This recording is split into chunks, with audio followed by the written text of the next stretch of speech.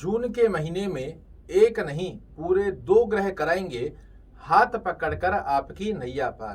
पूरे जून के महीने में धन लुटाएंगे आपके ऊपर बार बार।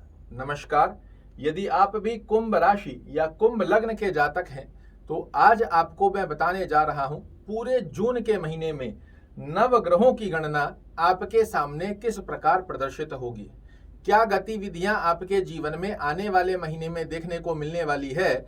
यही संपूर्ण जानकारी लेकर आपके सामने उपस्थित हुआ हूं। और यदि आप नियर फ्यूचर को ग्रह गोचरीय अवस्था से समझ लेते हैं तो अपने जीवन की प्लानिंग को बहुत अच्छे से सुचारू रूप दे सकते हैं। सबसे पहले चर्चा करते हैं वो कौन से 2 ग्रह हैं, उनके बारे में बताऊंगा, किंतु उससे पहले चर्चा कीजिए पहले सुख की, और वो है निरोगी काया। आपके लग्नेश शनि महाराज लग्न में ही विराजित हैं, किंतु 17 जून को ये आपको वक्र गति के आधार पर द्वादश भाव के फल भी देंगे। ऐसी स्थिति में स्वास्थ्य दृष्टिकोण आपका बिल्कुल अच्छा रहने वाला है, किंतु कहीं ना कहीं स्वयं या स्वयं के परिवार से संबंधित 17 जून के पश्चात आपको स्वास्थ्य दृष्टिकोण के खर्चे देखने को मिल सकते हैं। ऐसे में मेरी सलाह आपको यही रहेगी, अपने और अपने परिवार का खान पीन का ध्यान जरूर से रखिए। यदि उनकी कोई दवा इत्यादि चल रही है, इसमें लापरवाही मत बरतिएगा, अन्यत्र अवस्था में शनि महाराज आपके स्वास्थ्य दृष्टिकोण की स्थिति को बहुत सुंदर बनाकर रखने वाले हैं।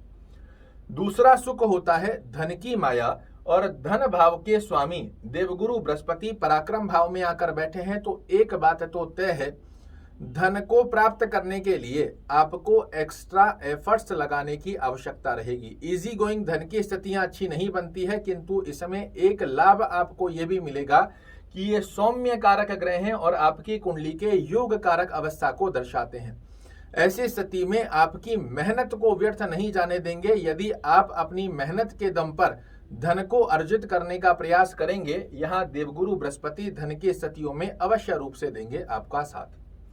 तीसरी अवस्था कर्म दृष्टिकोण की स्थिति क्या संकेत दे रही है, तो कर्म भाव के स्वामी जाकर विराजित हुए हैं षष्ठम भाव में और नीचस्थ अवस्था में बने हुए हैं।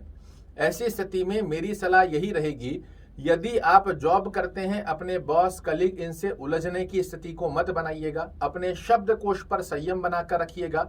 आपको हो सकता है ओवरलोड वर्क करना पड़े, किंतु इस स्थिति के आधार पर आपका भाग्येश भी षष्ठम भाव में मंगल के साथ बैठा ही ये चीजों को बैलेंस करने का प्रयास करेगा, किंतु आपको अपनी वाणी पर संयम रखना पड़ेगा।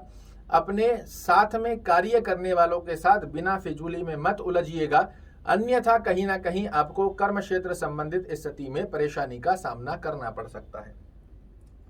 भाग्य की यदि हम चर्चा करते हैं तो भाग्य अवस्था की जो स्थिति बनी हुई है आपकी कुंडली में, यहाँ आपके भाग्य भाव के स्वामी भी आकर विराजित हुए हैं षष्ठम भाव में। इसे एक अवस्था में तो अच्छा नहीं माना जाता, किंतु दूसरी अवस्था अगर डीप कैलकुलेशन करते हुए इसका प्रेडिक्शन किया जाए तो जहां मंगल आपके कर्म को खराब करने का प्रयास करेगा, वहीं शुक्र महाराज इसकी बैलेंसिंग करते हुए आपके कर्म क्षेत्र में चीजों को नॉर्मलाइज करने की प्रयास करेंगे, जो कि आपके लिए बहुत सहयोग वाली है। फिर भी मैं कहूंगा, भाग्य भरोसे नहीं, अपने स्वयं के ऊपर नियंत्रण रखते हुए कर्म भरोसे चलेंगे तो जून का महीना आपके लिए सफल स्थिति को दर्शा कर देगा। बात करें यदि यात्रा दृष्टिकोण की स्थिति क्या संकेत दे रही है, तो यदि आपके लिए व्यापारिक यात्रा कर रहे हो तो बहुत अच्छा है।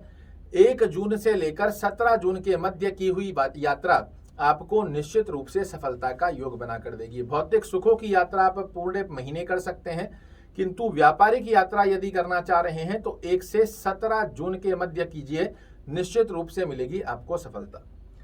बात करें यदि शिक्षा दृष्टिकोण की स्थिति क्या संकेत दे रही है, तो आपके शिक्षा भाव के स्वामी बुध महाराज 7 जून तक आपके पराक्रम भाव में रहेंगे। उसके पश्चात ये आ जाएंगे आपके चतुर्थ भाव में, इसे बड़ा अच्छा माना जाएगा।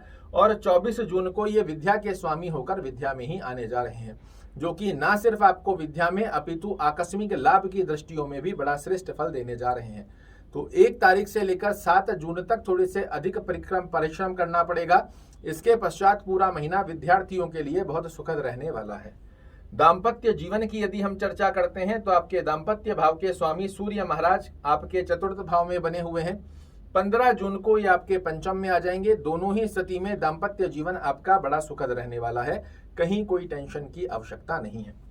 प्रेम संबंधों की यदि हम चर्चा करते हैं तो 1 से 7 जून तक की स्थिति में प्रेम संबंध को थोड़ा सा संभाल कर रखना पड़ेगा, अन्यथा कहीं ना कहीं अंडरस्टैंडिंग रिलेटेड इशू देखने को मिल सकते हैं। 7 जून के पश्चात बड़े ही मधुर योग आपको प्रेम संबंधों में देखने को मिलेंगे।